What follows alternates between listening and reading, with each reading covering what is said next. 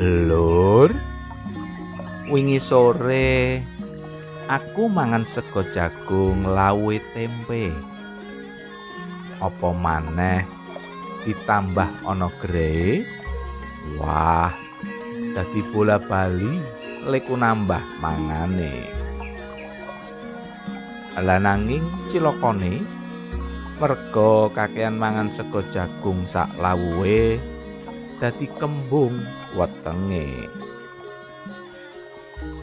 Lur, sejatine ora mung bab mangan wae, nanging uga ing prakara liyane anggone awake dhewe nglakoni urip saben dinane aja mung mburu kesenengane.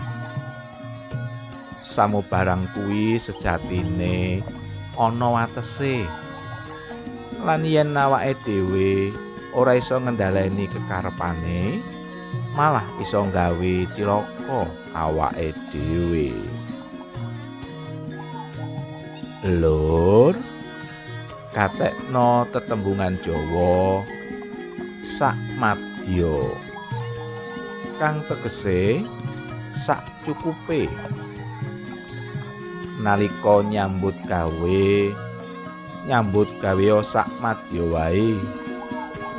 Aja ngongso nganti lali leren awake, satemah iso dadi lara ragane.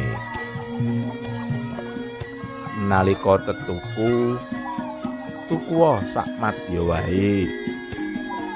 Cundhuk karo apa kang dibutuhake, satemah ora ana kang muspra tetukune. Nalika nyandanga ya sak madya wae, trap karo kahanane. Tetembungan sak madya iki ngelingake awake dhewe nalika tumindak apa wae aja angger nuruti kekarepane, nanging sak cukupe wae. Sabdane Gusti uga wis nuladakake, yen nyuwun marang Gusti nyuwuna uga sak cukupe. Mula Lur, ayo padha ditata atine. Apa kang ditindakake adhedhasar sak madya wae.